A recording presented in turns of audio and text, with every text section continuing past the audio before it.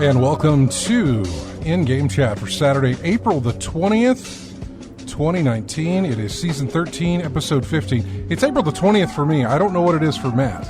I don't know what day it is because my days have been so messed up the past 2 weeks. But, yeah, so welcome to the show, everyone. Let's get this out of the way very quickly before we do the introductions. And there, done.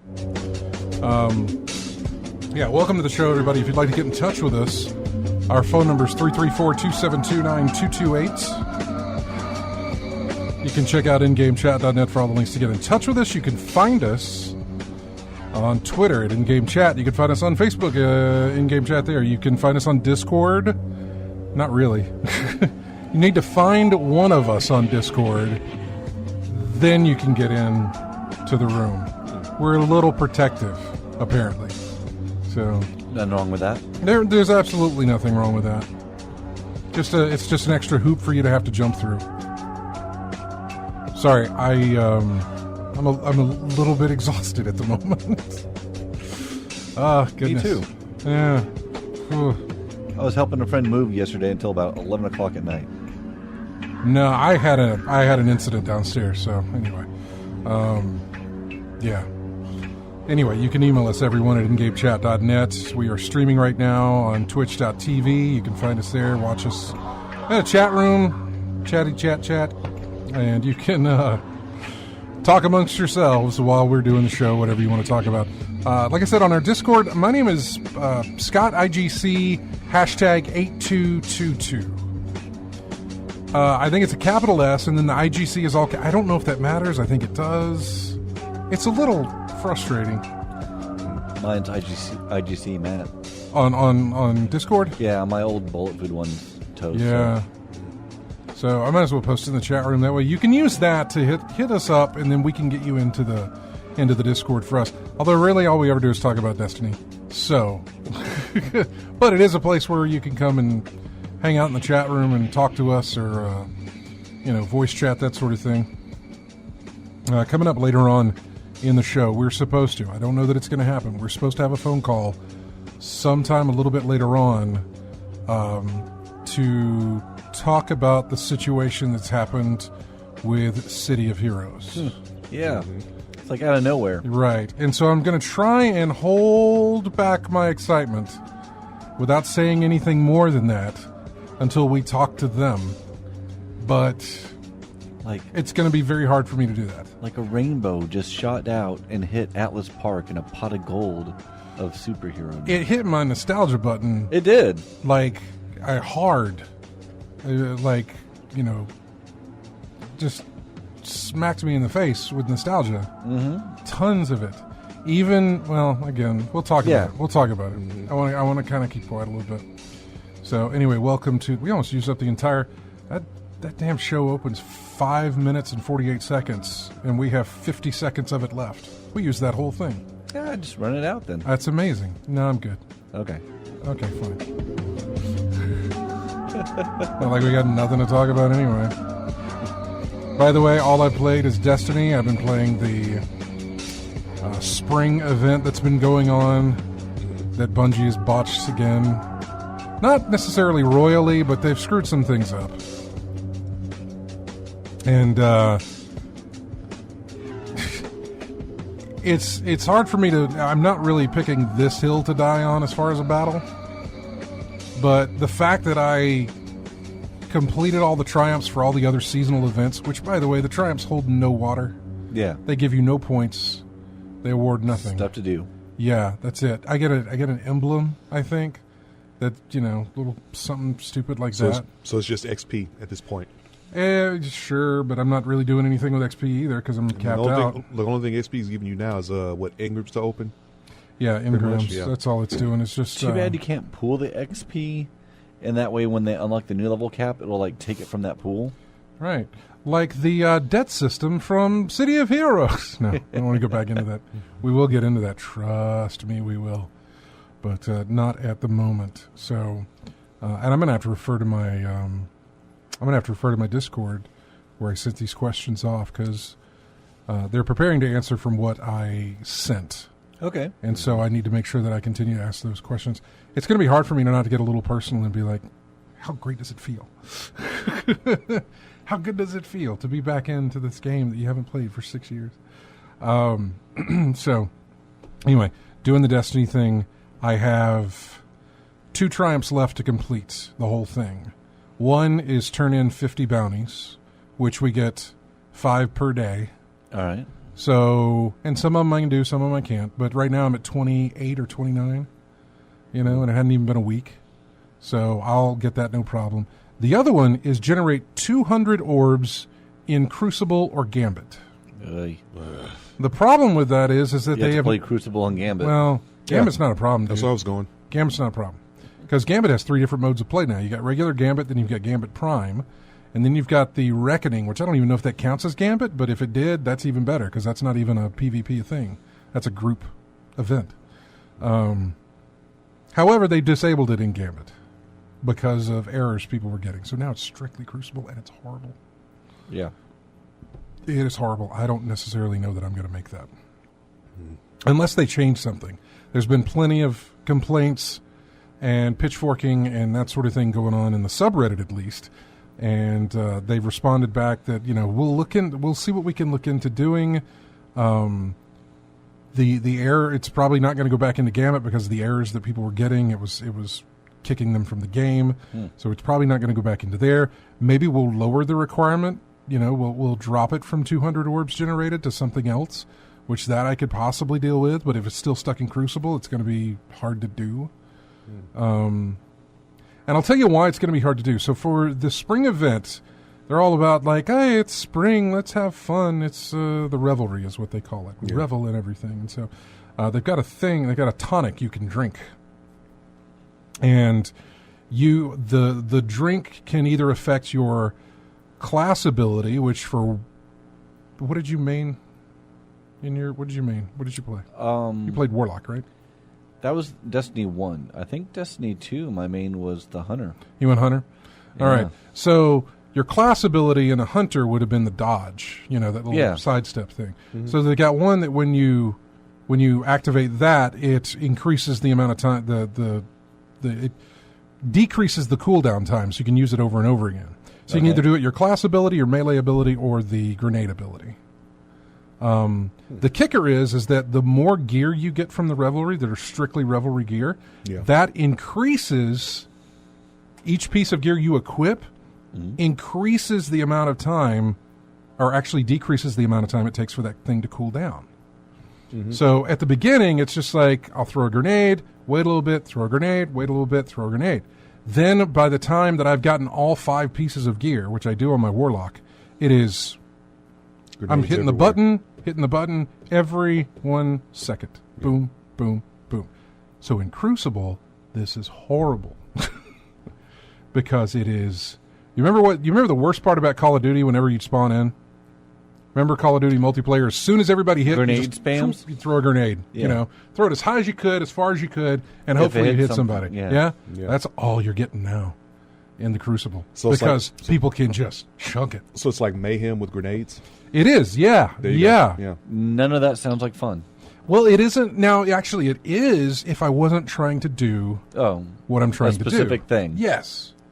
If you're just in there throwing chaos around, then yeah, you'd probably have a good It's actually time. a lot of fun. Well, the other complaint is that this also extends into the competitive Crucible side of things. Mm-hmm. The one where your rank increases with wins and decreases with losses. And that is a horrible decision. Why they ever thought to include that in there, I have no idea. Yeah. But it was a bad decision. So, yeah, it's Just oversight? bad. It's bad. Huh? Just an oversight. Look good on paper. But I don't think it's I don't know. I don't know that it's an oversight. I don't know that they really thought It's a feature, not a bug. Right. I think it was something where, again, it's not that they internally tested this. Maybe they didn't. I think it's more of a situation where they thought, yeah, let's do this. Let's do it across. And then they figured out that, well, we can't. There's something in there where we can't. If we disable it from this Crucible activity, it's disabled for all Crucible activities. So we can't actually do that. Mm-hmm. We have to implement it somehow. If we take it out of one aspect of Gambit, then it's taken out of all aspects of Gambit. Right. So I think maybe that was a situation, and they said, "Well, just put it in there, and we'll see how it goes." Mm-hmm. And it's gone horribly wrong. Mm-hmm. But I'm not. Again, this goes back to something we talked about last week, where I don't know their job, I don't do their job, I don't know what goes into their job. For me, saying that, it's as simple as flipping a switch, it's going to change things. You don't it's know not. that it is. It's probably not. It's very likely not. And I don't exactly know how difficult it is to fix something like this. So, let's see. What is here's a crazy, quit playing. Yeah, thanks. What is I didn't realize I had to download a legacy map thing. I figured. Yes.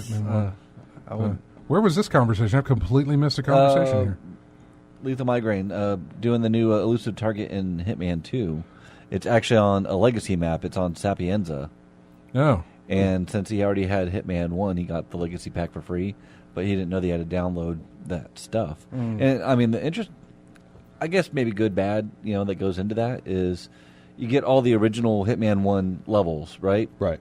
The legacy stuff in Hitman 2, where you could use your briefcase, you could use all the stuff from Hitman 2, but you have to basically redo the Hitman 1 levels, which, I mean, I don't mind going back through them, but like, when you're doing like Hokkaido, which is the last level, yeah, when you start off, you have like no items that you could bring in with you, because that's just how it is. After you do the mastery of each level, then like when you hit 20, then you could actually do items that you could bring in with you. Mm-hmm. So you have to sort of like redo all the levels to do the mastery to get all the stuff that you've had from the very first Hitman 1. So it's interesting because with this new elusive target, like I said, it's in Sapienza, and I'm going back through and I'm like, oh, hey, I don't have any of the starting positions unlocked, from doing the mastery stuff. So, all right, I had to just basically start from scratch. Yeah. I don't have any of the weapons or equipment that I would have had from Hitman 1. It doesn't follow over. Mm-hmm. So it's a new way of just, going back and getting those challenges again and doing that stuff over again, if you don't mind doing that. Yeah. But I was able to silent assassin the new elusive target. Right. So far this season, all of the elusive targets I've done, I've gotten the silent assassin rating on all of them. Mm-hmm. So I keep forgetting that they're there even after being top reminded. tier. That's top tier rank. Top tier. Okay. I don't know if it's necessarily that it's easier, or maybe I'm just more used to the game now and taking it's the latter. I've been taking my time and everything, because I remember when I was doing the silent assassin in Sapienza the first time, I got busted. Right as I killed the target by a guard that just walked in because I didn't have my situational awareness down. Mm-hmm. And so this time I've been like a lot more methodical about doing it. And so far I've been able to get the top ranking on all of them, which is a lot of fun. Mm-hmm. Is there a ranking leaderboard, like quickest times? I think you mentioned that before, wasn't it? I think there is. I mean, I don't really pay attention to that because it's just more for personal fulfillment. Okay. Like that. I think that very first elusive target with Sean Bean. Someone was able to kill him in 47 seconds. Yeah, it was fast. Mm. You just start off and bang.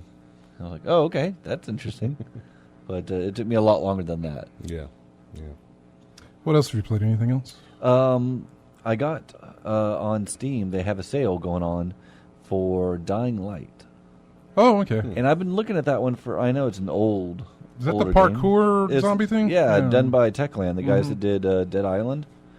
And it hasn't been like on sale for the longest time. It's always, even though it came out, I think when the PS4 first came out, it's been about $54 just, for the most part this entire time. Dead Island 2 still has not released. That it has, and it's called Dying Light. I was sitting in Sony's theater at E3 and saw that trailer. Yeah.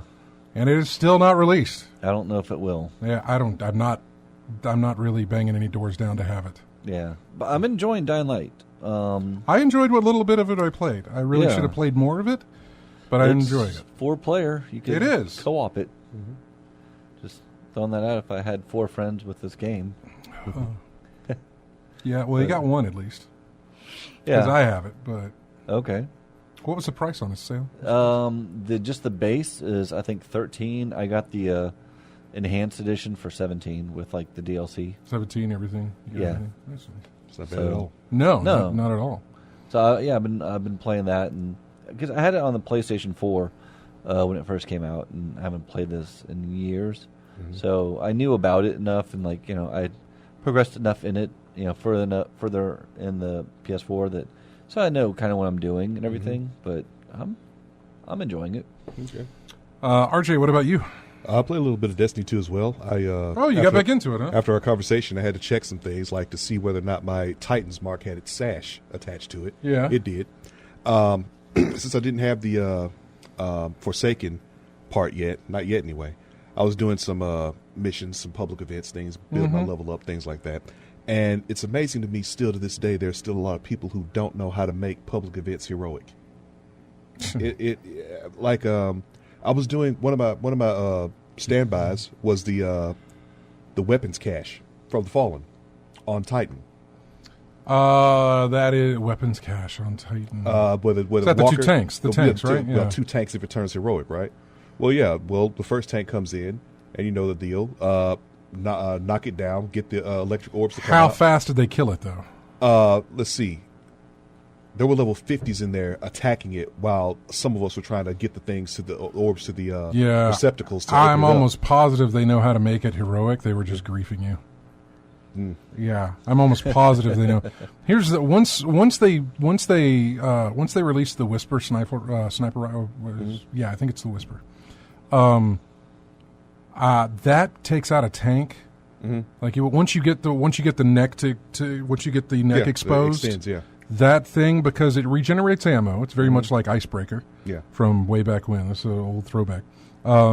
If you get the full 3 precision shots with the sniper rifle, puts 3 back in your magazine. So that neck part's so big. How can you not? And that's a precision hit every single time. Yeah. So they can take that thing out fast.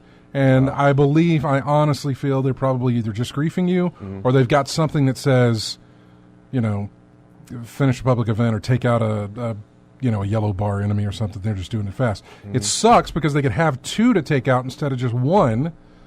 But yeah, and I hate that you had to go through it. Well, it was like I said, there was a 50s, and the level is 50 now. I think I'm at like 30 something, and there was some folks in there who like 8s or 9s, probably just starting out. So even worse. So I did the ritual, the witch's ritual as well, and we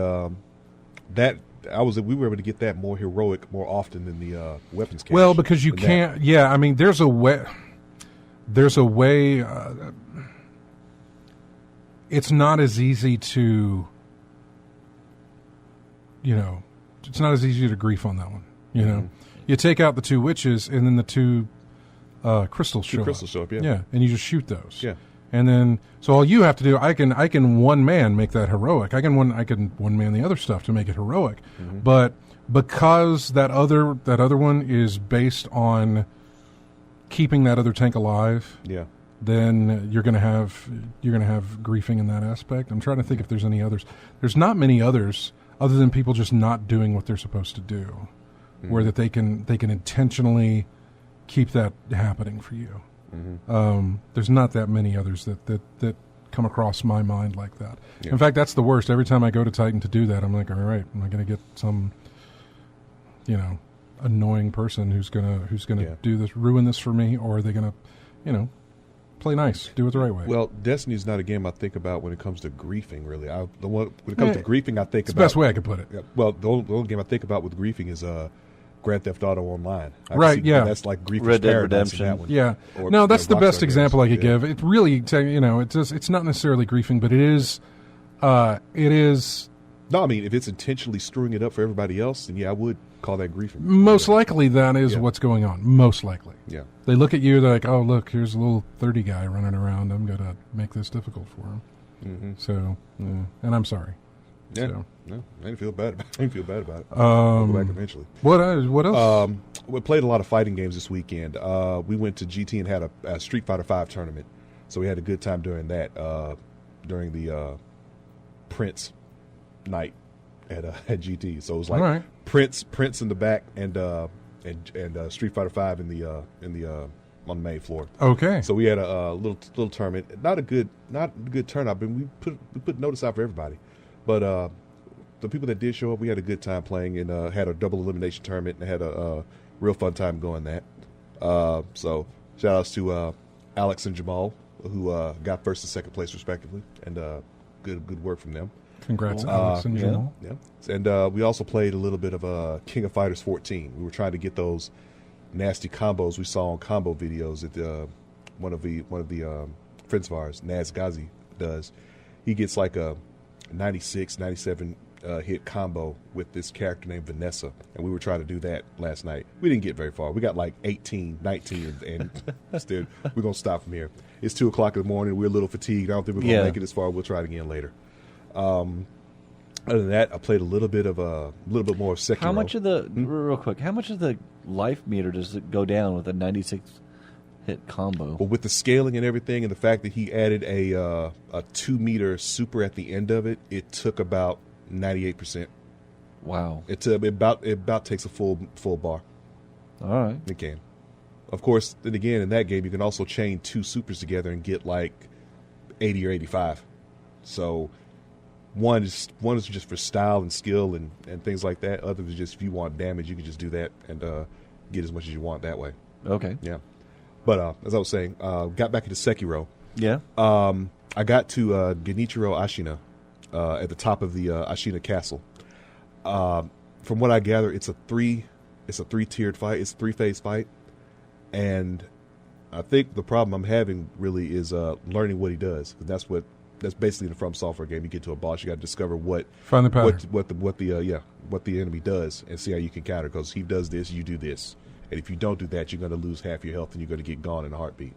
Yeah. But I think the problem I'm having is I'm trying to damage his health instead of weaken his posture. I think I can go faster weakening his posture than I could damaging his health. Because if I get his posture up, I get a death blow in, and one of his health meters goes away, and I get to start all over again. But from what I gathered, like I said, it's a 3-tiered fight. Two with his normal attacks, and then one he charges up with lightning or something, and it gets to a really more difficult fight. Charging his laser. Yep. Yeah. But and of course, with all From Software titles, if you fail in any phase, you get to start all over again from scratch. So that's going to be that's where I'm at now. That's the roadblock I'm at now, and I think from what I've gathered, it's one of the hardest fights in the game. So I got my work cut out for me with that one. So that's pretty much all I've been doing this week. Wonderful. Well, we are going to take our first break here.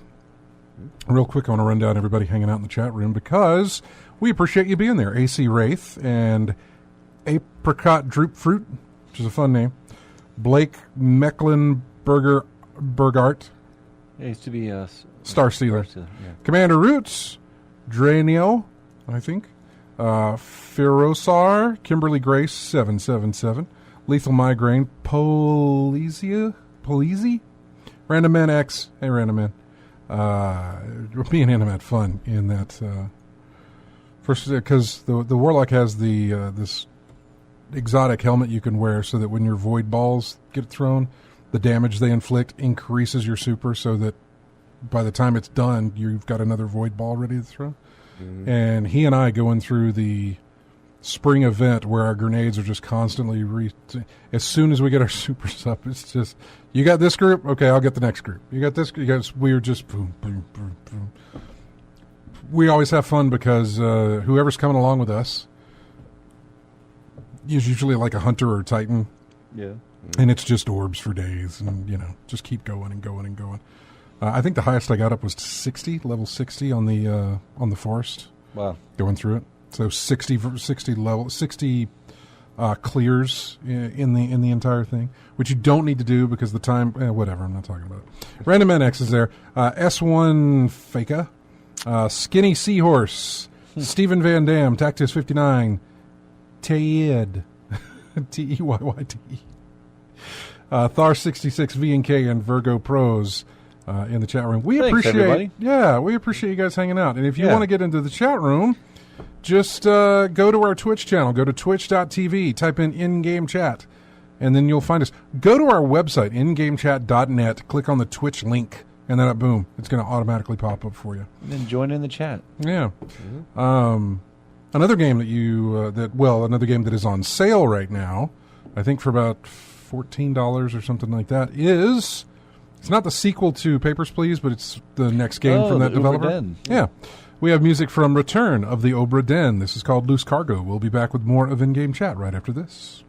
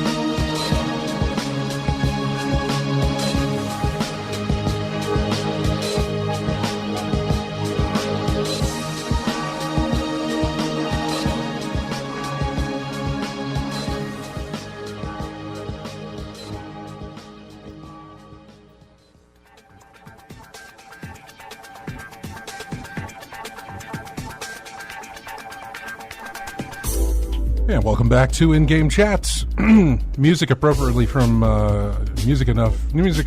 enough from City of Heroes. It's listed as Founders Fall. They played two different tracks there, but I think they're both from Founders Falls.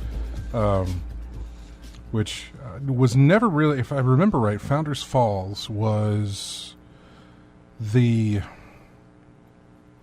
nature area. Sure. I think that. Well, that's familiar. where like the park, like the nature park. Not Perez Park. Okay. All right, yeah, Perez Park had the big, giant park in the middle of it. Yeah, with all the I can't remember what I wanted to call them, Hive, but they're not Hive because that's a different game. No, Founders Falls had where you actually fought trees. Okay. They were like big angry tree men, like Ents. Yeah. Mm-hmm. It was all nature specific. It was all about nature, and that's also where the Halloween event took place. It's like it says the enemies here with the fifth column, circle of thorns, the council, the cray. Was that it? The tree post? No, the cray is the alien species. Okay, devouring earth. Devouring earth would be Nemesis and the Rikti. Yeah. I think it was the devouring earth. Plus the that's where the big he would spawn every now and again. Hamadon, I believe. Yeah. He was this big blobulous thing that would spawn, and you'd have to take him out. And whoever called, call back. Oh, was that who we were supposed to talk to? I don't know. Oh, they just hang up. Yeah. Oh, okay. I don't know if I answered it quick enough. Oh, apparently I didn't. Yeah, but there they go. Oh. The Kree was the Ricti. Yes, the Ricti are the aliens. Yes. Yeah. The Kree was. It's been a long time. Yeah. It's been a very long time. Okay, good. So let me open up my Discord here because Yes.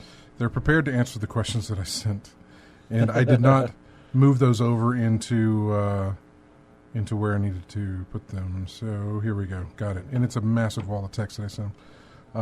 Discord is fun. It is very fun. We have so I'm going to let them explain the situation because I had asked them to do a summary. I have sort of been catching up on everything that has taken place. Yes. And I'm still exactly not too clear. I have a gist, but I don't have the exact sort of situation as to what happened. I don't have some missing details, and I'd rather somebody who probably knows more about that talk about it than me. I was going to make an attempt, but I thought if I can get somebody on who Someone actually knows what they're talking about? yeah, who really knows what they're talking about. And so I found this kind citizen to help us. Hi, welcome to In-Game Chat. You're on the air. Hi, you're making a lot of assumptions about me being a nice person. Well, you're nice enough to be on this show. That's a Yes. pretty nice thing to do. I can tell you that. You asked nicely, so it's the least I could do. Well, a lot of stuff was happening yesterday, and I appreciate you taking the time to listen to me because I bugged you, and I thought any of these administrators in this Discord are probably Going to block me I many mean, times. well, no, they're probably very, very because that Busy? Discord was getting. Yeah, hammered? Oh my God! Yeah. I mean, this is peak time for City Heroes right now. More peak than it's ever been for this thing because it's been gone for a long time. It's been pretty underground. So I appreciate you taking the time to come on the show here, and I know you've got something going on later, and we need to kind of get through this. It's hard for me to stick to the plan because I'm so excited that City of Heroes is something to talk about again. Yes. Every single one of us in this room. Me both. Yeah. Every single We've one of all us played. in this room have all played it. We all played it together. We all had our super team. I still remember my character's name. What was your name? Selwyn. Yes. And yours was, RJ? Dr. Garland. Dr. Garland. Mine was Mobius. Yep. James was Frakier. Yeah. And man, I wish I could remember what Jeremy's name was. And we had a great little team, and we'd play this thing. And Kevin Wasn't it was Spectrum? in it too. Spectrum was Spectrum. Yeah. I don't think remember Kevin's. Was Jeremy's. Yeah. Yeah. He was a healer as well, like you. Yeah. Yeah. Such a great game. I was a blaster because I was like, I'm going to make I this was a thing fire as blaster. close as Superman as I can, and that was horrible because flying sucks. Well, it's a travel power. Super jump is just the more Yes. efficient way to do things. Anyway, let me get down Needed to a few this. enhancements to make flying, really usable because it was just so slow. It really was, and it was the enhancements just far outweighed the efficiency of everything. I could use those enhancements in other things and get a lot better than trying just to fly. But man, I tell you what, I stood next to James and I was like, dude, I got hover. Look, click the button, and like I slowly started. I was like, look at dude, I'm flying, and we just thought it was the best. We thought it was the best. Oh man, going back. So yeah, we got hit in the face with a big block of nostalgia yesterday. Yeah. So if you can you summarize a little bit about what happened earlier this week?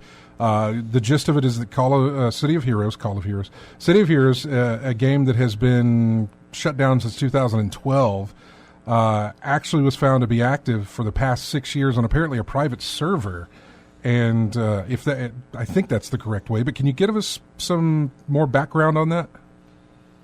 Yeah, I mean, from what I know, that's pretty accurate. A YouTuber showed a video, had some evidence showing that the server was active, running on apparently some unreleased content, and it just went crazy after that. And the City of Heroes community posts on Reddit and other places it just exploded and spread like wildfire as people were talking about it. Mm-hmm.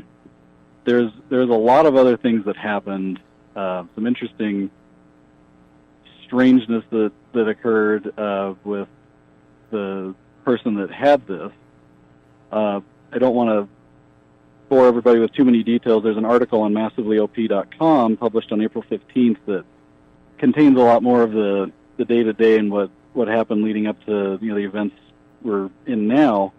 But what we're really just jazzed about is the fact that we've got there is a private server running right now. There's stuff happening where people are able to log in and play, and there are a huge number of people working on this, just trying to get it out where so many of these people that have been wishing for this game to come back can play it again. Now, you didn't know. You're like the majority of everyone else. When this news broke, that's how you found out about it, correct? Yeah, I saw the news on Discord and just started watching. I mean, it's been incredible seeing the community effort that's gone into this. Everybody's just so incredibly excited, and looking at people's posts on Reddit, somebody posted yesterday that they were able to log in and seeing people in the starting zone of Atlas Park, they just started to cry. So many people are so emotionally attached to this game. Yeah. There are people talking about meeting their spouse in the game. For me, I was in college when City of Heroes was out. Yeah. And it was a way for me to connect with my younger brother back home. We would team up and play together when, I'm hundreds of miles away. It was a great way to stay connected, and so many people have so many stories just like that. It was more than just a game; it was a community to so many people, and it's what everyone's trying to do is just give that community back. They really are. That's more. I had sent him this stuff earlier in the evening last night, and this was in the middle of me trying to get into that server as well, and the tone at first, when the tone earlier in the week was, how could they keep this from us? Why did they keep this from us? How come it's not out there? And honestly, if this was revealed, I would say any less than the amount of years that it's been, I think something would have been done to stop it outright. But given the amount of time that has gone by, I don't want to get too comfortable saying that nothing's going to happen, but I feel like things are good. Yeah. I feel like this is okay. I was That living seems in to be England. what a lot of people are kind of feeling is, hoping that, we're just going to be allowed to have this essentially dead game and be able to enjoy it. That would be nice. Nobody's doing this looking to make any money. Right. This is everybody that's working on this. It's all volunteer work since the code leak a couple days ago. There are developers all over the world that have been working on it. There hasn't been a minute that nobody was looking at this, trying to update what's there and make it usable on current systems. Yeah, everybody has been doing a massive amount of work to get this thing up and running. And I mean, it's just a test server, and it's gone through. God, if I had to look at that test server, it's probably it's been beaten and beaten bad. this thing for how many people have been trying to get it. And kudos to whoever's doing this and getting it out there, because they've had to shut it down, reboot it, work on it to make sure it's going to run again, and do a bunch of stuff that I don't know anything about. But it's taken a lot of time, and it's taken a lot of effort, and it's taken a lot of work. That's on the server side of things. The code itself had to go through the entire code of the game and sort of fix issues, take out things, fix things. They had to work on a lot of stuff just to get it ready for the amount of people who were dying to get back in there. And I really never thought that we would. I never thought earlier in the week when I heard about this that I would be playing it by the end of the week, or at least creating a character. I wonder if this will just sort of like spark that little, part of me hopes it'll spark that interest that, the people that made it might be like, oh, there's still a community out here. There's still a desire for this. I don't know. I don't even know what they're doing now. I don't even know what became of that company or what happened, other than probably folded. And I'm not talking about NCSoft. I'm talking about Cryptic and Paragon, those guys, and whatever happened to them. I used to follow them too. I used to be very like, oh, what are they working on now? But then it just, I was there the night they shut it down. I was there. Me and Jeremy were both in Atlas Park. The devs were showing up and they were dropping all sorts of stuff inside Atlas Park, just having fun. Things that you would never see elsewhere or wouldn't see in Atlas Park, for God's sakes. I remember I was sitting on my couch in my living room. My wife was next to me and talking to people, and standing under the statue of Atlas there, and everybody's got doing the hold torch emote, and yeah, it was you could tell, and from the chat people were getting very emotional. And it was sad to see it go. It really was. I mean, I'd say even more so than World of Warcraft, this was my first real... Oh, this was my first MMO. Just MMO that I fell in love with. It was my very first MMO.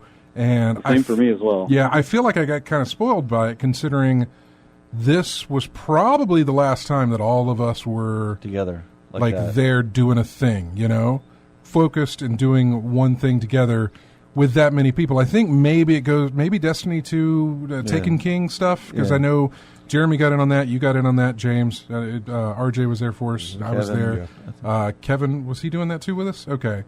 So, but for this, I was living in England at the time, so it was a chance for me to play with my friends back home. That I wouldn't really thought I would able to until that came out, and I was like, it holds a very special place. City of Heroes was one of those games that actually got me to play games on the PC. How reluctant, how rare it is for me to play something on the PC, but the attraction of having all of us together playing this game, helping each other out, doing things like that on PC, it really got me into it. Yeah, I think that it feels like, and I could be wrong on this, but it feels like the community has gone from pitchforks to balloons and confetti, because it's turned into a huge celebration of, this is amazing, this is wonderful, how do I get in on this, I want to get in on this and do this. And I know we're coming up close on time here, so I'll go with that last question. The pessimistic outlook on this is that, it completely goes away, it gets shut down, and we can't do what we want to do and have fun. The fun police show up, basically. The optimistic side of this thing is that doesn't happen. Everything continues the way it is. What do you see happening from here? So, excuse me, I was one of the earlier people to join that Discord, and it, went up Thursday morning, and there's 3,000 plus people on it now. Wow. It's just everybody, there's so many comments on there. People are just dumbfounded by the response. Links were posted all over the place, and within hours there were dozens of developers worldwide talking and sharing information, sharing their insights, looking at what's going on. And the community effort's been incredible. People just all over the place have pulled resources and just to try and get us a working server. Yeah. 3 days ago we thought maybe there'd be a working server in 3 months. 2 days ago we've got 3 to 4 weeks. Yesterday, maybe 2 weeks. Let's try it tonight. Yeah, last night there's a working server, and everybody is just amazed and enthralled. Reading through the Discord, so many people are talking about, there was a post on Reddit, somebody said, I had a child born today, and this City of Heroes coming back is almost the best thing that's happened to me today. It's just incredible how the community's responded to this. So much positivity, and everybody's just cheering these developers on. There's so many people that don't know, C++ from Pascal from, Word, that are just watching. We're sitting back and watching, going, "Go guys, go!" And it's just fantastic to watch this community come together. It's like, even before they had the working server, it's like the game community was back together again. It almost felt like being back in Paragon City. Yeah. With everybody just being so enthused and jazzed about what's happening. You could see how it's touched a lot of people's lives. It really has. It's the emotional response is incredible. I would love to get a hold of one of the developers from back then, Yeah. and talk to them about what if they paid attention to this, and I'm sure that they have, if they've looked through the comments and just seen the excitement in people who are getting back into this game that they had a hand in creating. I would love to talk to one of them to find it. You know, we weren't doing the show whenever City of Heroes was around. We weren't doing that, and that's another. I remember visiting. Oh, was it E3 or was it PAX? I remember visiting a PAX, one of my very first PAX, and there was a City of Heroes meetup in Seattle, and I tried to get to it, but they had cut off the amount of people they'd let in. Like, they hit capacity for the room, but there were some developers down there, and there were people from the forums. Oh God, what was his name? Cup of Joe. Was that his name? Cup of Joe was one of the community leads. Yeah, he was there. I had a live journal. And there was a live journal community dedicated to City of Heroes. That it goes very way back, and I know it's nostalgia glasses, but when I get in there and play it again, I don't even care. I get in there and I make my character. And another cool thing about this thing is that everything is unlocked, everything is open. Like, you can play as a hero or a villain. You can play the Going Rogue thing that they released, or you can do the City of Heroes, City of Villains thing. You can pick. All the stuff is unlocked that you want. The auras, everything. It's completely right there. Now, you can't jump from level 1 to level 50 in there, and you can't pick, like, hey, I'd like to start, this far into the game or something like that. Right. But as far as your creating your character goes, it's open. Have at it. You can even pick that, like, when you hit a prestige, and this didn't come out until later, I think. When you hit a prestige, you could pick an alien, a Praetorian, I think is what it was called. Was that it? The little alien creature. Praetorian was like an alternate Earth kind of thing. Yeah, it was the one where you played as an alien, kind of weird, like. And like. You're talking about the Chaldeans. Yes, that's what it is. Peacebringers and Warshapes. Yes, because when you hit level 50 or something, you could prestige and create one of those characters. But those are unlocked at the beginning, I believe, as well. Early on, you had to level cap first, and then you could make one of those. I still remember I level capped my first character. I was so excited to go make a Chaldean. Yep, and I made one, and like your first, like instead of getting a sprint power, your first power is like a mobility power, flight or something like that. And so that was real. It was just God, bring back so many memories. I only got into the tutorial last night. I say last night, it was actually this morning. Before they shut down the servers, had to reboot.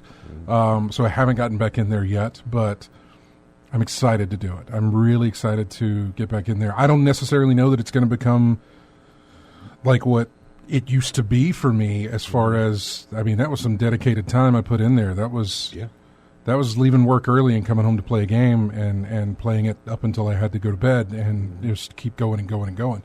Right. So I don't necessarily know it's going to hit me then, but I tell you, being in that tutorial zone, this is back when the grind actually felt. Oh God, was it grindy? Man. And the debt. Yeah, there were some serious feels pulling that up and hearing the music that plays on the login screen, and it was wonderful. The sound effects going through character creation. I got to say, one of the things that's got me most excited is, whenever the developers manage to get some code that'll work on just your average desktop home machine, I am so excited to share this game with my kids. I've got 2 young children, and I've shown them videos. They think it looks amazing. I can't wait to be able to share this just with my children and give them a chance to be, heroes running around Paragon City. It's wonderful, and I can't wait to kind of get back into it just a little bit and just sort of role play that stuff again. I remember when they gave us like multi-slot costumes, and so my guy could be in like his civilian dress, and then I'd role play it. I'd have to go hide behind a bush or something and change into my super suit or whatever. It was fun, man. It was so much fun. Had a backstory, and we made comic book covers out of our team. We had somebody with Photoshop. Yeah. We'd take these screenshots, and then he would make comic book covers for us. Yeah. I got to see if I can dig that stuff up, man. Hey, I appreciate you taking time out and talking with us today about this and giving us some more insight on everything that's happening. I really, really do appreciate it. I know you're busy with a lot of stuff, but thank you so much for doing this. Oh, thank you. I'm happy to do it. All right, we'll talk. Everybody's just so excited. This is some of the most amazing things that's happened to this community in years. Yeah, we'll talk. You and I'll talk to you again later on after the show and stuff. And by the way, if anybody is listening right now, anybody from the Reddit who's from the subreddit that's listening, from the Discord that's listening, if anybody who is listening has any sort of connection or contact with anybody who worked on this game from way back when, Let us know. Please get in touch with me. I would love, love, love to have them on the show. That we have talked to. We've had Amy Henning on the show. I've had Rand Miller on the show. I've met the guys who did Criterion Games that I so loved. Mark Hamill. We've had Mark Hamill on the show.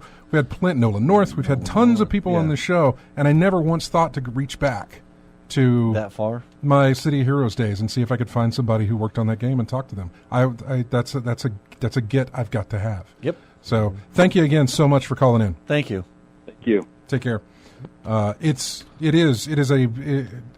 If nostalgia was a thing, I would have a bruise on my face so big.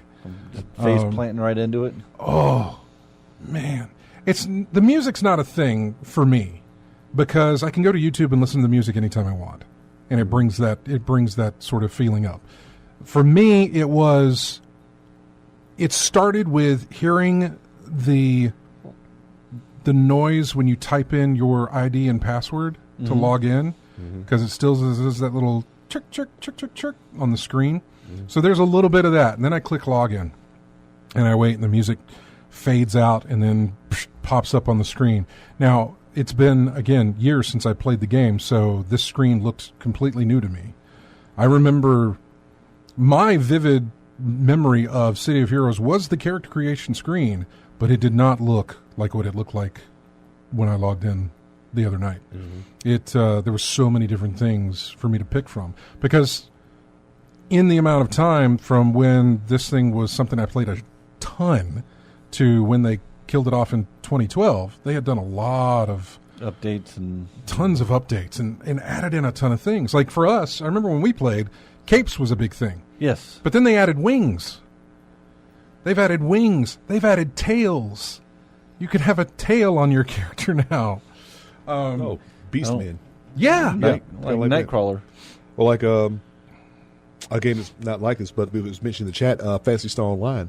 Beastmen is a race, and one of the things they transform into is a big female, big cat with claws on the tail. Yeah. Yeah, something like that. Yeah. But it's so then I'm like doing the character creation. I'm looking at all this, and I'm again overwhelmed now with their character creation is like the open world of character creations. You get thrown in, and it's like, well, where do I begin? Yeah. And then even if I begin here, then how do I want? Because you can do the head and then the chest and the arms and the boots and the legs and do I want pants or do I want tights? Do I want shorts or do I want I kind of want to create like Captain Planet now. Yeah. There's so much you can do. Yeah. There's so much you can do. I remember making I think I made like 3 or 4 characters in there in total with my main. I think I made about 3 or 4. Yeah, you did as well. I had about 2. Two I had my Superman guy, and then I had Mobius, and then I had my Keldian after that, and then I had my villain too. I also had my villain and my villain was a robot who had pet robots. So he was this Ultron. He was this big robot guy, and his pets were other robots. And so you got 3 little minion little robots. familiars. Yeah, you got 3 little minion bots. Then you got 2 like a little bigger than that bots, and then you got this one really big bot who was like your tank guy who would do his thing. And I named them all after DuckTales. So I had Huey, Dewey, and Louie were my 3. And then I think Launchpad was Gizmo was my Gizmo Duck was my big guy. Is this the same game? But it sounds like was there an enemy in there? Clockwork King. Yeah, that was in City Heroes. Yeah. Okay. Yeah. Because you had to go to King's Fall. Okay. And fight. You had to do a strike. Yeah. which is not what Destiny strikes are. This was these strikes. I remember watching the sun come up doing these strikes. Yeah, because they were. I remember they took a lot of effort. They were long and they took involved. a lot of effort. Yes, it took a while. And you had to fight the Volstock, I believe. There were the zombies in the they were the zombies in the sewer. I remember the Vostok because this dude kept attacking an enemy who was way too much of a problem for him. Yeah, the skull. We see enemies. Go with the skull fight, here. kill skulls. Yeah, no. Look, I'm a healer, not a miracle worker. It's like that Right. Star Trek thing. I'm a Dr. G. I'm not a miracle Yeah, worker. because some ways that you picked your character wasn't really suitable for solo play. Yeah. Yeah, support guy, not good for solo. Because I can I knew remember that. seeing the global chat of need a healer, or we just need a whatever it was. Yeah. Needed a healer or a controller, somebody to control the mobs, and then somebody to heal you or debuff them, the mobs that they were holding on to. So because they already had a tanker and all this, Yeah, mine was healing because, like I said, healing and dark miasma was my powers. So mostly, I never really got to use a lot of my offensive stuff. It was basically healing when I was in the group. The Halloween event was fun. Is that when you get a rock? You'd go and knock on the doors. You didn't get indoor missions, but you just knock on every door, and you would get either some sort of candied thing, whatever, or you get a rock. I remember that. Yeah, which was fantastic. And then the Christmas thing when you had snowball fights. Mm-hmm. You could pick up snowballs. Oh, man. That's fun. It's so much fun. I'm sorry that we're nostalgic on this, but it's been probably 6 years since we've talked about this. Mm-hmm.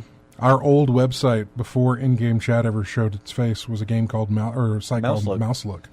And in Mouse Look is where we created a new forum for us to talk about City of Heroes, so that we could gather up and say, okay, I'm going to run this, or look what they're doing, look what's changed. This was back when news wasn't as freely or as readily available as it is now.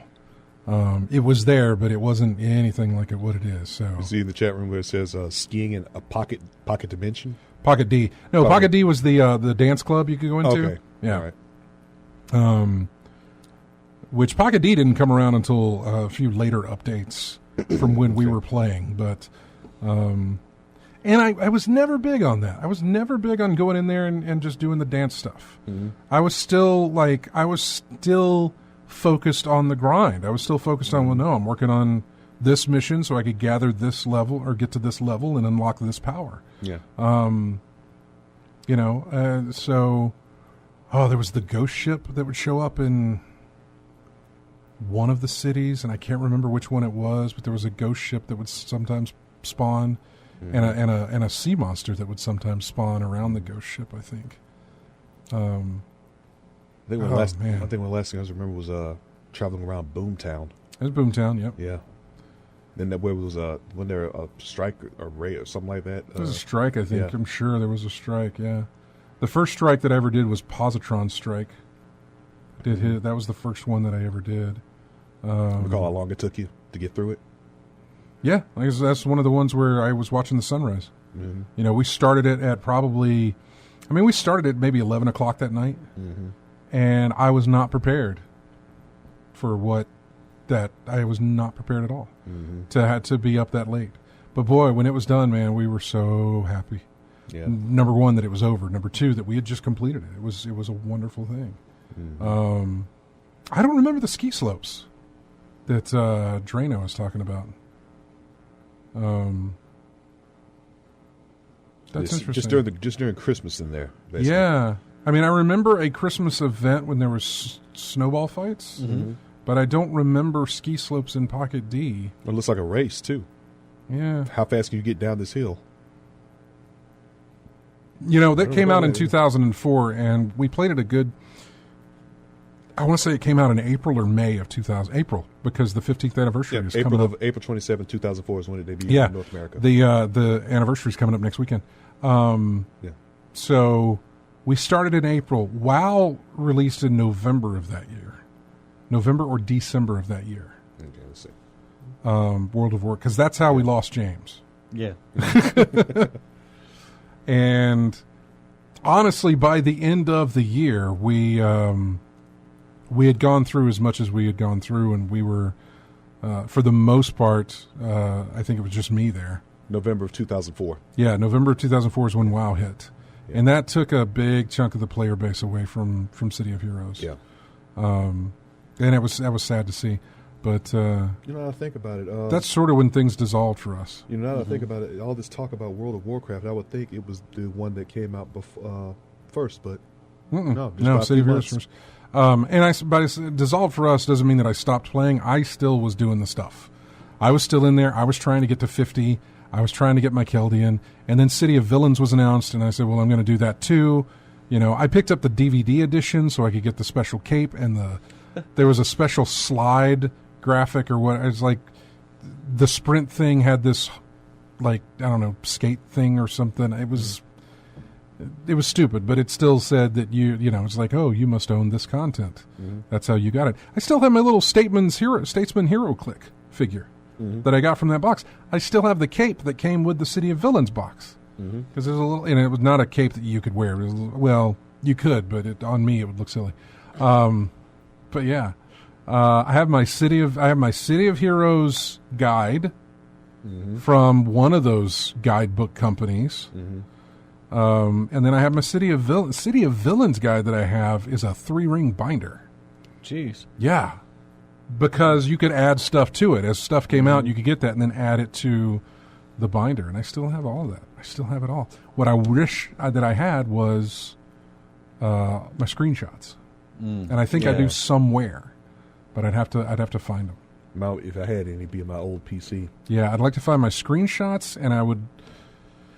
If they had kept the database, they couldn't. They couldn't keep the database, the player database on this, just because of all the sensitive information that it held. Yeah. In fact, that's one of the things that everybody worked to do.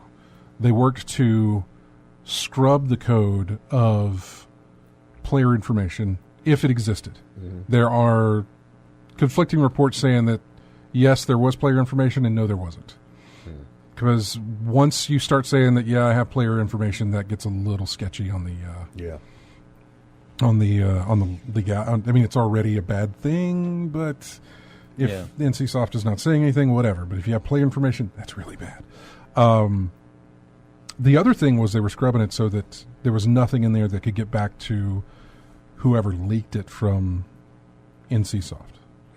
Because you don't want to burn that bridge. Somebody inside there, from as the story goes, and this is from the massively OP article, somebody from the City of Heroes team had the code and gave that out once they had shut everything down. But there were things in it that could trace back to that person, and so they got rid of that as much as they could. So, but yeah, now it's out there and people are playing it. So, anyway, we're way behind on a break, so we have to go. Here's music from City of Villains. We'll be right back after this.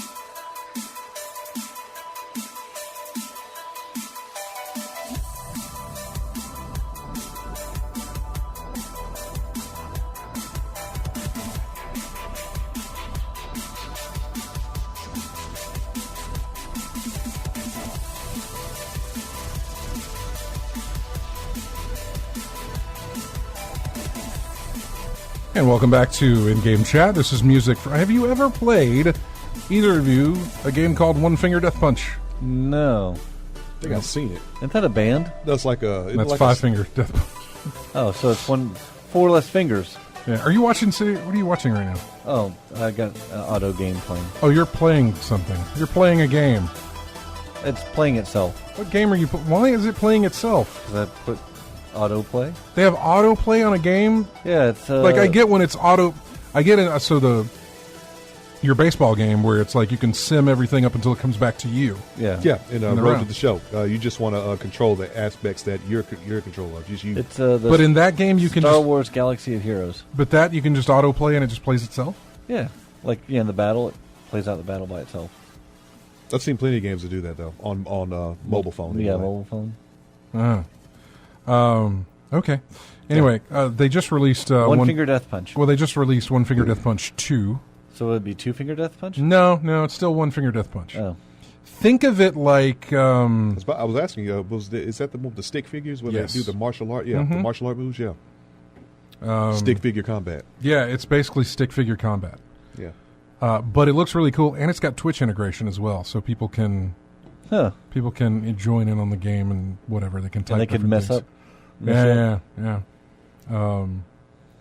It looked really interesting. One Finger Death Punch 2 came out, I think, this past week. So, let's see if I can get beyond the.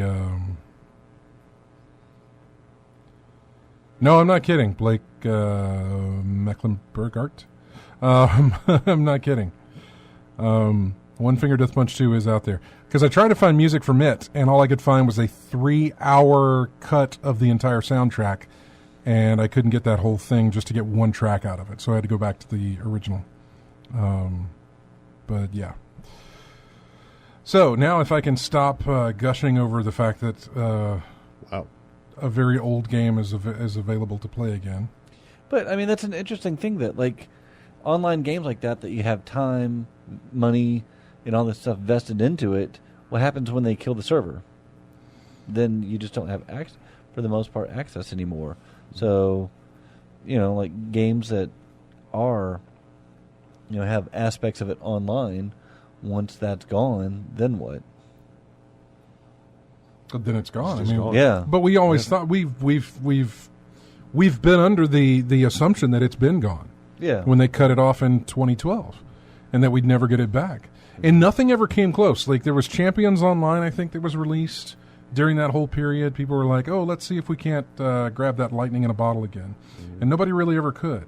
Marvel never really tried to do an MMO, except they did try to do a lot of games involving their characters. In fact, I think they sued City of Heroes at one For point. infringement? Yeah, they did. Well, people were creating Yeah, characters that were a lot like Marvel, and they lost that case, by the way. yeah. Judge ruled in the favor of City of Heroes, saying, no, what users do with the tools is completely out of their hands. Yeah, like Spider-Man spelled with a 1 instead of a I. Yeah, They do well, I all mean, I types of made stuff in there like Superman, that, and I tried to make him as close as possible, so, Yeah. but DC never sued. DC Universe Online felt, Empty? no, it felt similar. Okay. And not necessarily in character creation, but just going back through it. That was the closest one I think that I ever came to feeling like I was doing it again, like I was doing the City of Heroes thing again. But even then, it didn't last. Yeah. I played Gotham City Imposters more than that. Yeah, DC Universe Online still exists. You can still play it. It's nothing really wrong with it, but it just did not.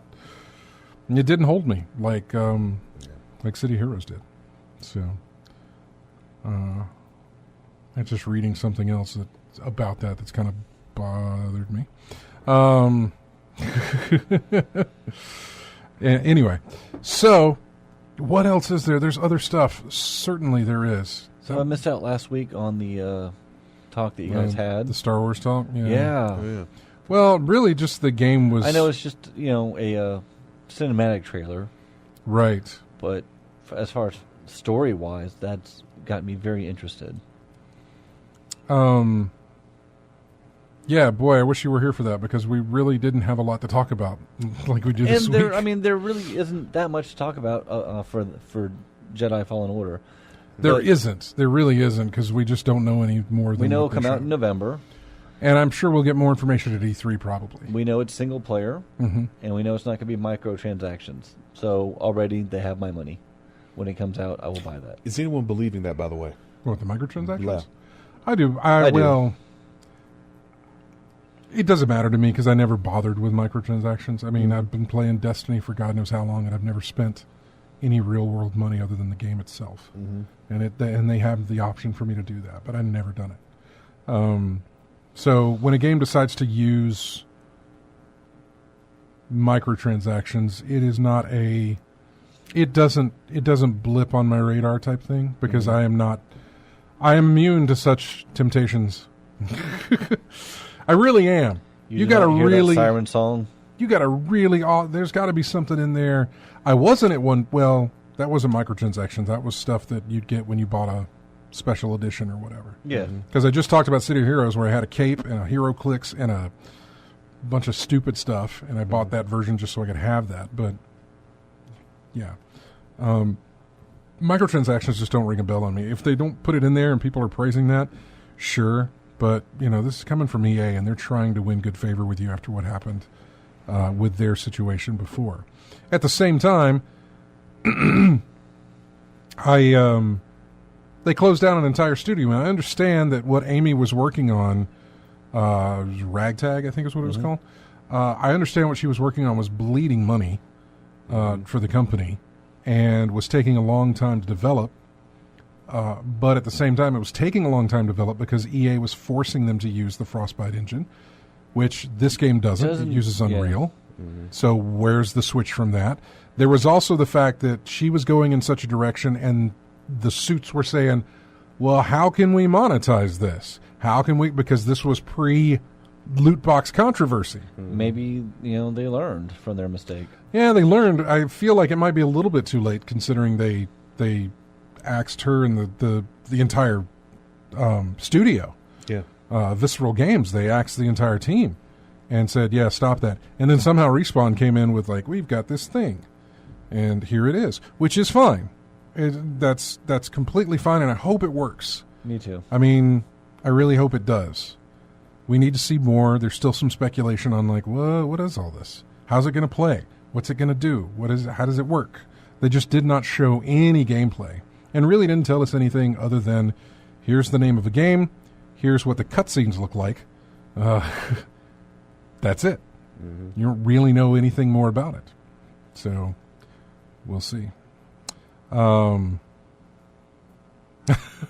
Red Chaos says, what episode did you have Mark Hamill?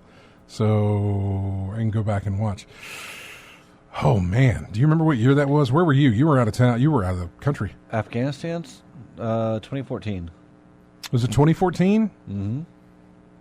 Was it Batman Arkham City's prior release? Or was it Batman Arkham or whatever Arkham Asylum?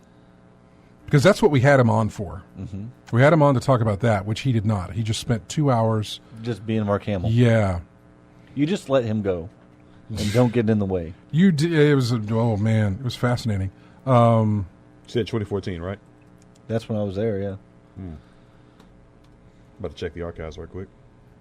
Trying to see if I can find the fact that the old boy's been in the news for way too much lately. That it's going to be a very hard thing to find that thing. It's in our archives. It's there. I'm checking now. Yeah, you'd have to go to 2014. And I want to say it was around October, but I feel like that's not right. I was gone that time. So. September or October, maybe. Check that. Okay. See what you get on that. So,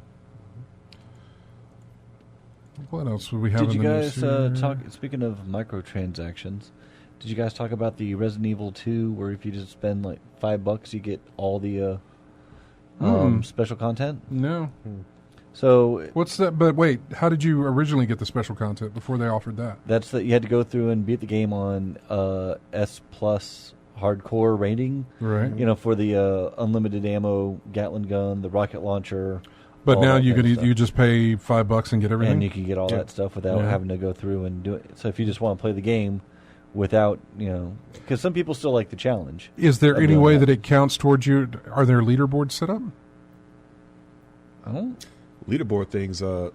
The only thing that challenges in the ResidentEvil.net, those things like that, they don't. Any of the challenges I've seen, they don't allow you to use those the things special anyway. weapons. So this is just for like just for fun. Just for fun, really. Okay, so if there's shortcut, no basically. if there's no impact on someone, on anyone else. Yeah, if there's no impact that does that, then I'm fine with it. Yeah, yeah. It's like Mortal Kombat XL, the Crypt. Mm-hmm. You can either grind for it or get the shortcut. Here's the money for it. Yeah. And again, I'm fine with that. The offer, but I've still never taken advantage. It depends on what's offered. Mostly it's cosmetic things. Mostly it's modes of play. But it's nothing that enhances you to be better at it than anybody else that you would play against. Mm-hmm. It doesn't affect your standings. And if it doesn't, then I'm certainly fine with it being there. Again, as long as it's not a game-breaking thing. Yeah, it's not messing up with anybody. It's not messing with anybody else's experience. It's not like those grenades in Destiny. No, it's not gonna do that. Just going over some of the news, since we really have only hit on the one thing. There was a report, I think it was by Kotaku. Again, this comes from Jason Schreier. Schreier, yeah, sorry. There was an episode of their podcast where he talked about, I heard that Bungie wanted to do character transfers for PS4 and PC before Forsaken came out, but Sony wouldn't allow it. Sony is just like, we want people to associate Destiny with PS4, even if that means screwing over other players. It sucks, and hopefully Bungie ends it. No, he's not wrong in that regard, because Sony seems to have always been the holdout on this thing. Yeah. And I remember us talking about it. And by the way, that's something that if they allow that, RJ, I will be with you on PS4 with my character to play. If that's something they can allow. Bungie is still... They have broken away from Activision, but they are still tied to contracts that Activision made because it has not been a full year yet. And it won't be until September, probably, or whatever the contract was. And once they're done with that, they can either keep going with it or whatever. The problem now is that you get the whole Epic Games Studio or Epic Games Store and Steam Store situation again. Bungie is now independent. They always kind of have been, except they had Activision's backing on marketing, on money for development. Now it's all got to come from them now. It all has to come from them. And if Sony comes to them and says, we want this stuff, we're going to pay you this much money, I'm going to hate it, but I can't also... you can understand why. I can't blame them. No. I really can't blame them. So I'm a little bit nervous about that, because I know they're going to kind of be in that state where it's like, oh man, that's a good amount of money you're offering here, and we could really use that. Yeah. So I can see where they could take that. I would hate it, but I also just can't. I can't blame them. They're on their own now, and they're going to have to make choices like that. What else do we have? We got our first details on the PlayStation 5. Yep. Which I don't think this is the first time that it's been acknowledged that Sony does have a PlayStation 5 in the works. Like, everybody knows that the companies are working on their next-gen consoles, but those companies haven't actually admitted that they are, with the exception of Microsoft. I think it was last E3 or so, they mentioned that, something's coming, but, that's for a later date. So the first details we got were that, excuse me, the PlayStation 5 will have more powerful specs to match the increased graphics and storage needs for next-gen games. The most exciting bit of news from today's report is that PlayStation 5 will have a solid-state drive, a piece of technology that can dramatically speed up loading times between zones in games and rendering time for game environments. They did not reveal the SSD specs or the manufacturer. I wonder if I could take that out and put it in my PC. What, the SSD? Yeah. Probably. But I don't know why you would spend that money for... I know. Because you're gonna buy a brand new console just for the... I mean, you can get an SSD for a lot cheaper than what a brand new console would cost. Yeah.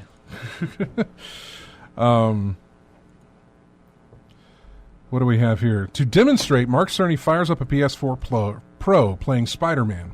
a 2018 PS4 exclusive that he worked on alongside Insomniac Games. On the TV, Spidey stands in a small plaza. Cerny presses a button on the controller, initiating a fast travel interstitial screen.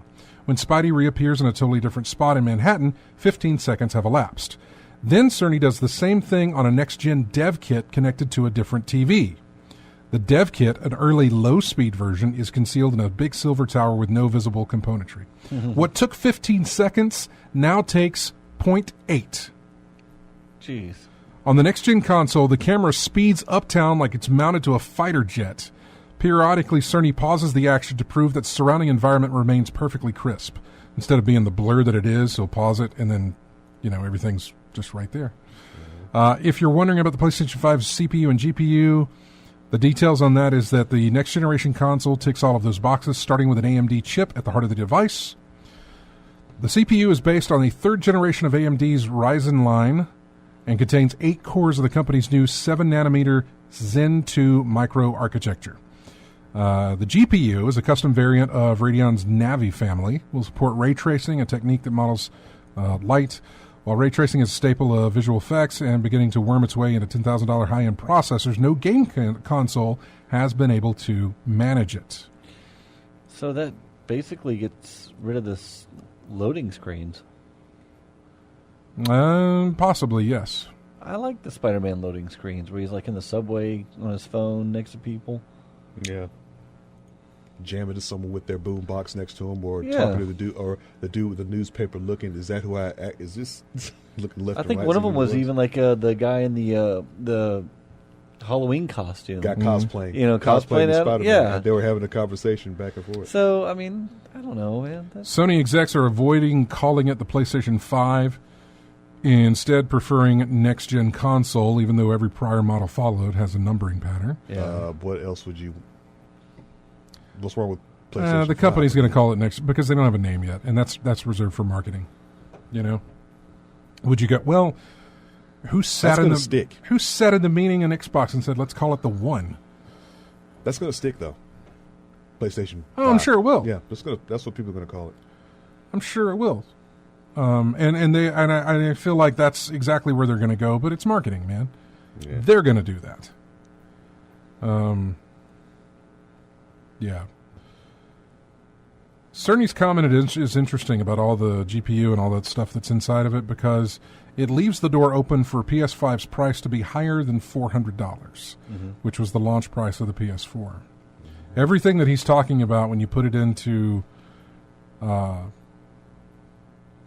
cost terms, it exceeds the $400 mark. Yeah. Yeah. So we'll see how that goes.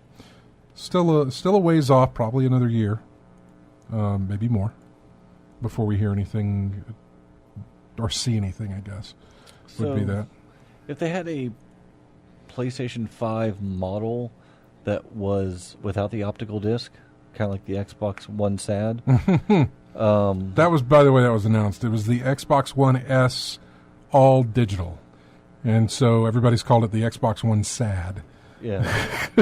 So if they had something like that without the optical disc that was a little bit cheaper, would you go that route, or who knows? Because the Yeah. Xbox without it still costs $250.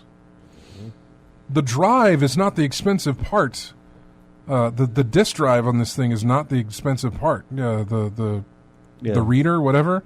That laser beam is not the expensive part of this machine.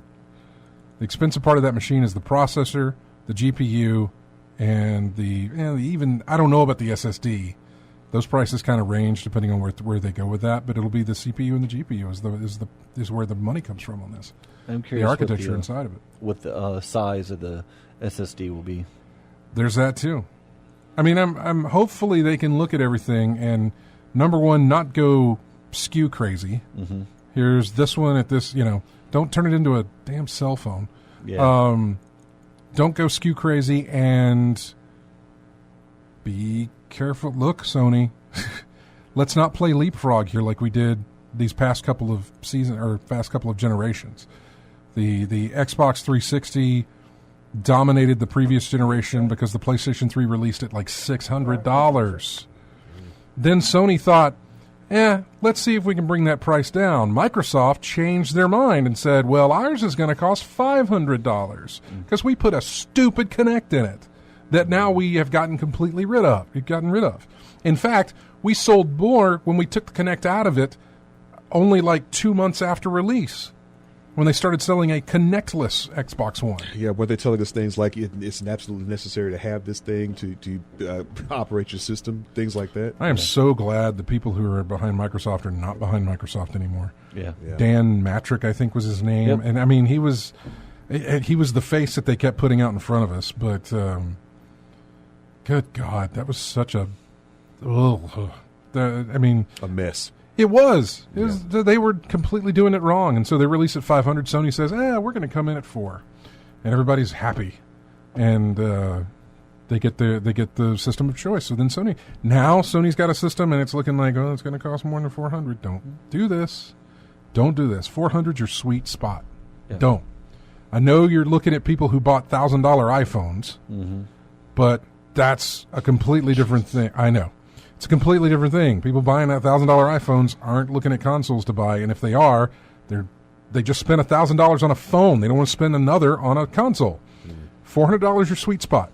Go lower, don't go higher. Do not go higher than 400. You go higher than 400, you're the loser. Unless, of course, both systems are $500. And then you have no choice. Yeah.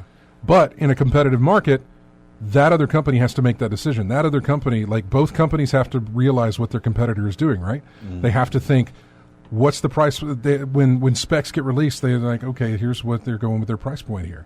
All that hardware in there's got to cost them this much money, so they're probably going to sell it at this price, something like that. So let's adjust accordingly. Let's be less than that or something like that.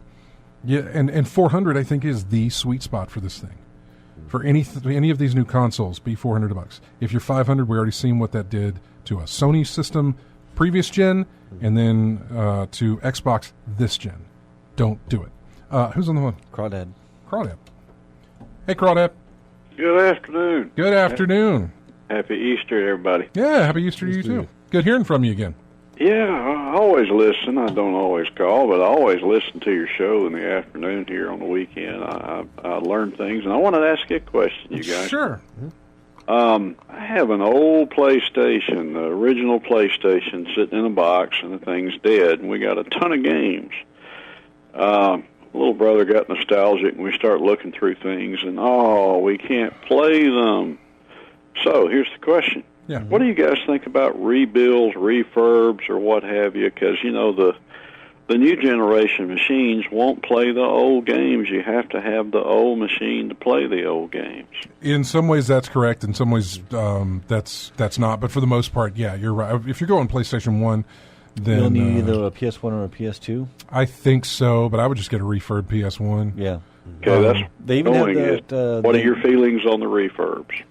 They're perfectly fine. Yeah, they had that PS1 because they had the original PlayStation, which was the bigger one. Yeah. Then they had it's called the PS1 that was like the smaller, more travel version, and those were pretty easy to find. Okay. I think last I looked. Yeah, I'm looking up and see what I can find for you.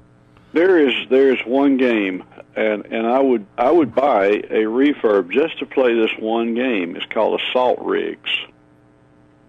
And it's very graphic. It looked kind of like when Tron. You remember when Tron came out in the movie, and the battle tanks were all very graphic. Just kind of line drawings. Yeah. Mm-hmm. But the music that goes to Assault Rigs, I really enjoyed that. And then come to find that one of the pieces in there is a ripoff of a Herbie Hancock piece.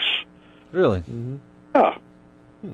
But I really enjoyed that game, and I was showing it to my brother, and we couldn't play it, and so that was my question about refurbs. I haven't bought anything like that. Where would I go to look for such a thing?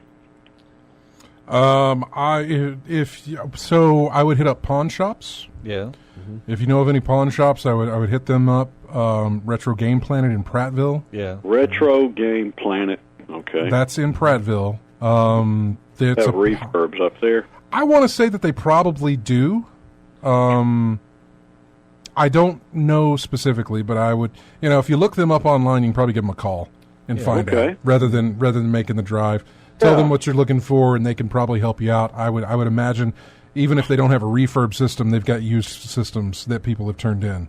Uh-huh. So I'm looking on eBay right now, and there you go. That's a lot of money right there.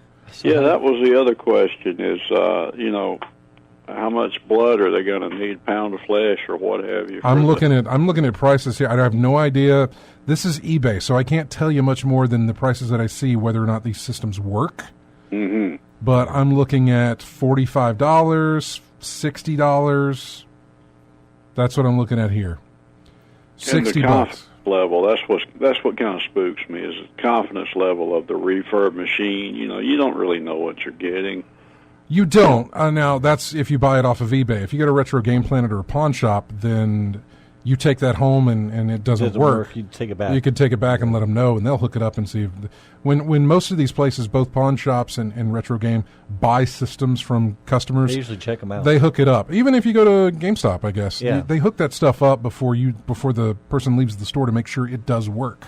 Mm-hmm. And then they get it. So I think if you buy from if you're rolling the dice on eBay, but if you go to a store here in town, then you're good. Eastbrook Flea Market is another one I would check. Yeah, Miss Dot's place. Was Crash Bandicoot, was that a PlayStation? Yes. Yes, it was. My God, that was so fun. I didn't even think about the flea markets. Yeah, check out Eastbrook Flea Market. Look, okay, will do. Yeah. Always enjoy listening to you guys. Thank you very much for your program. Thanks for calling, man. Take care. Bye-bye. Take care now. We're going to go to our last break here because we're way behind again. This is a game that just came out on Steam again. It is called Levelhead. Okay. And we'll be back with more in-game chat after this.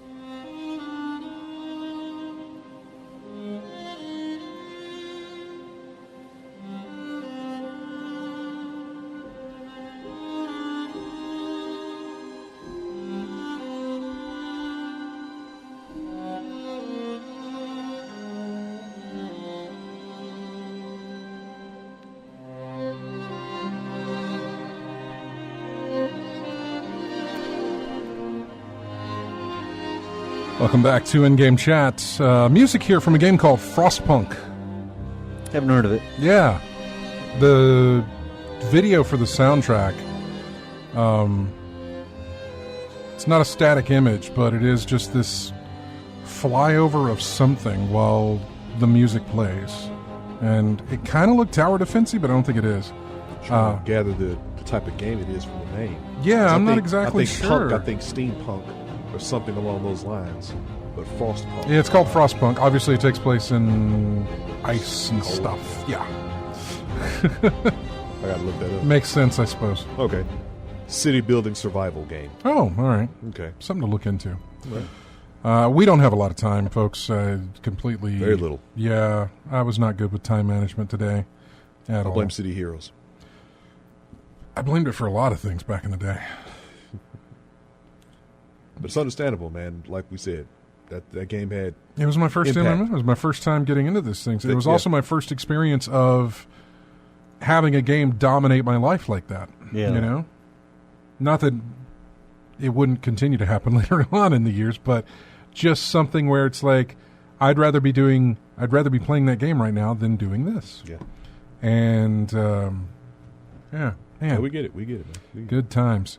So, in case you didn't know, and I don't think there's many more days left, I want to say it was available for about a week, and that started on the 17th, I believe, that for you PC folks, you can get Assassin's Creed Unity for completely free. Yep. And they're also making Uplay. a big donation towards the reconstruction of the cathedral as well. For this was because of Notre Dame. Assassin's Creed Unity, for those who don't know, takes place during the French Revolution.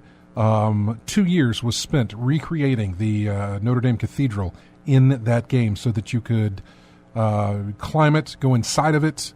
It became a part of the game. Paris itself is a character in the game, basically, the thing. And this was a huge project done by the folks at Ubisoft to make this as picture perfect, I guess, as possible. Just, very, very detailed, very, very similar to the actual Notre Dame Cathedral. The game, however, released with massive amount of bugs. It became a joke. Didn't they fix them for the most part? They have. So it's playable. Oh, no. Yeah, they fixed everything, but it came a little too late. Yeah. And everybody had moved on, or the joke had already been, everybody had their laugh. And nobody was willing to either go back to it or care to even say, well, they did fix all that. Nobody cared. Then they released this, and it was done in such good faith that they actually had to pull the servers offline to make room for all the people who were playing it. They had to increase server capacity for a game that hadn't been around since 2014. And not only that, it is getting positively review bombed on Steam right now. Because since then we had Rogue, Origin, Syndicate came out after. So was Rogue before this? Rogue was.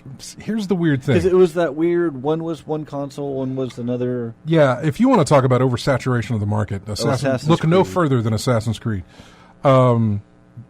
Unity released strictly for the new gen consoles. Okay, that's the next gen. The 4 and the PS4 and the Xbox One. Rogue released specifically for the past gen consoles. What a stupid idea this was. Yeah. People were selling their old consoles to buy the new consoles because, again, let's go back. Xbox One, $500. PS4, $400. And, of course, the stores were doing trade-in credits and bonuses so that you could at least, take a little bit of that sting away to buy your new system. But yet they release an Assassin's Creed game strictly for the older consoles and one strictly for the new ones. This is ridiculous. Make them available to both and you'll increase your revenue from both of them because people will buy both. People on the older systems, if Unity's available, they'll pick that one up. People on the older systems or the newer systems. Kind of like the Zelda Good Breath God. of the Wild. Wow. That came out on both the Wii U and the Switch. Oh, it did. Yes, it did. Yeah. I mean, they know. It's Nintendo. They know. But, Assassin's Creed, though, is not a console exclusive type thing. No. It's not Nintendo, or it's not Ubisoft. Ubisoft doesn't have a machine. Yeah. So, anyway, it was stupid marketing. However, it is the only time that I know of where one game flowed into the next game. And again, you look at this with the way that they handled it, and you're like, why did you do it this way? Rogue ends where Unity begins. And I don't remember an Assassin's Creed game having that linearity. No. I mean, they've always had a constant thread that goes through them, but nothing that picked up where one game ended. And that's exactly what happened with Rogue and Unity. Except you wouldn't know that unless you were playing on the old systems, then moved to the new ones. Or now you're playing on PC. But, so yeah, there's that. I'm totally running out of time. I just get distracted. Shiny things. I know. Let's see. Man, I wanted to talk about Gearbox and the Epic Store again. What else was there? They're shutting down the original Burnout Paradise servers after 12 years. By the way, this is just the original Burnout Paradise servers, not the remaster. So the remaster servers are still there if you're playing. But if you had the original Burnout, can you still play it, though? Just not online? You can. They are not shutting down the servers until August. So if you had Burnout after Paradise. After August, you will not be able to play online. Okay, but you can still just play. You can still play the game, yeah. Smash Brothers got all of their big updates where you can create your stages, and then everybody created phallic things.